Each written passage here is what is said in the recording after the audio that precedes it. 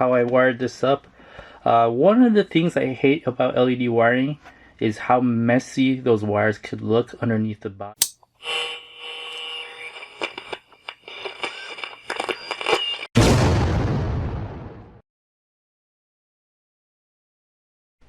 Hey guys, welcome back to Relocation XRC. Today we're going to go over a few updates that I've already done to this RC four-wheel drive Defender D90 build. Basically, I've added scale LED lighting for this truck. I've also made an addition where it would make it unnecessary for me to ever remove the body again, as far as just running the truck and putting it away. Unless I really need to service it, I'd take the body off, but if I just need to run the truck, I pretty much do not need to remove the body anymore because I've relocated the battery. So first off, for the LED lighting, I am using a myTrickRC UF7 light controller, and with that I have it hooked up to my third channel to turn on the different modes of the controller. So this is off. This is just driving lights on, or daytime running lights, where it's got this small LEDs lit up, and the rear. These are the headlights, and that's it. I do not have the turn signals hooked up to the controller right now. The LEDs are hooked up, but the functionality is not turned on in the controller. I felt it kind of unnecessary to have turn signals for a rock crawler, so that's why I didn't hook it up. Now let's look at the rear and see how that's looking.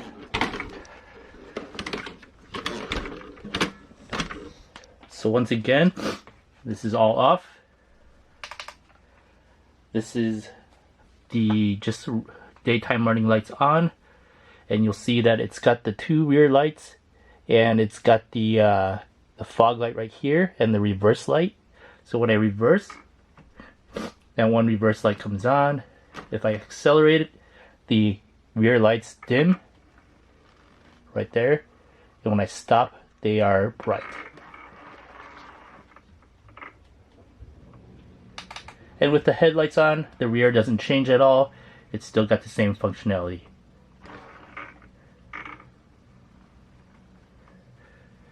Alright, now let's see how I wired this up underneath the body. I'm going to take the body off and show you how I wired it up. Alright, let's take a look at how I wired this up. One of the things I hate about LED wiring is how messy those wires could look underneath the body. I just can't stand having like a rat's nest of wires underneath the body. And so with this build, I tried to make it as clean and simple as possible. Now you'll see that the two front light setups are sleeved with this cable sleeve and routed towards the controller, which sits under this 3D printed kind of cover I made just to kind of keep the wires down while they're plugged into the UF7 controller right here. So with this UF7 controller right here, you'll notice that there's two JST ports. The first one is for the throttle, the second one is for the third channel toggle between the different modes. Right now I'm using the third mode, which is crawler mode. So that's why I don't use the turn signals. Crawler mode does not have the turn signals. One of the other modes does. I believe it's like car 1 or car 2, but it's not really what I was looking for. See, the rears are also wired up nice and clean, cable sleeved. I've also used these, I don't know what you call these, but brackets or cable mounts, and they're 3M'd to the body, and basically that helps keep the routing of the wires nice and clean there. So that's how it looks underneath the body, nice and clean, very, very clean, no rat's nest, just the way I like it. Here on this chassis, you can see I have nothing special going on. Basically, here I have my winch controller sitting where between where the battery tray is and that little gap there. I printed a plate here just to mount the winch controller, and that's because of the wiring. I didn't have the length of wire needed to put it in the specific spot. I needed to keep this spot open because the UF7 controller is on the body side and it's upside down. When you put the body down, it needs that space to clear right here. And these two wires are basically my second and third channels, which is the throttle and my third channel to toggle the light controller. Alright, here you can see these are the only two wires that are hooked up from the body to the chassis. Basically the throttle and the third channel. Now I've relocated the battery to be under the hood, and that way I would never have to remove the body to get to the battery. Basically all I need to do is pop open the hood and the battery's right there. So what I did here is I created a battery tray that would sit right on the firewall, and also a Velcro strap here to hold the battery in. And basically I'm using a Hobbywing Fusion quick run ESC, motor ESC, and that it goes to this battery right here, which is a Z-Power 3000 milliamp battery, 3S. And I'm also using an myTrickRC steering servo. So let me take this out and kind of give you a look at what that battery tray looks like. Just want to be careful with this battery connector so I don't, yep. I do intend to get a smaller battery strap here, or Velcro strap.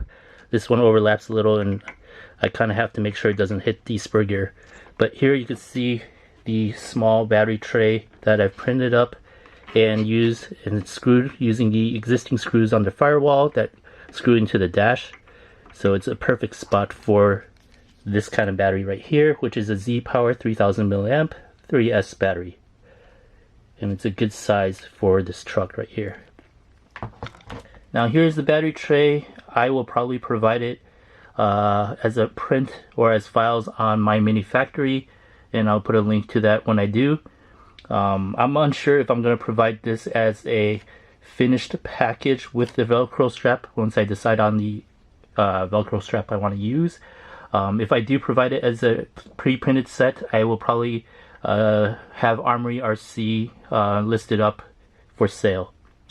So I hope you enjoyed this video on some of the changes I made for this RC4-wheel drive D90, mainly the LED light setup with the myTrickRC UF7 lighting controller, and also the nice battery relocation that I designed up for this so that I never have to remove the body again. I'll try to get the links up in the video, but if I don't right away, I will have them up sooner or later in the description, so keep checking in the description for the links to the products if they're not there right away. But basically I've been busy trying to get these builds ready for Proline by the Fire 2022. It'll be my first time going and it's just been hectic. I haven't been able to do a lot of building and a lot of build videos recently. Just been focused on trying to get just a couple builds ready for Proline. So I hope to see some of you there, and I hope you enjoyed this video. So thanks for watching. Please like and subscribe, hit that notification bell, and stay tuned for future updates on this RC4WD Drive D90. Thanks for watching.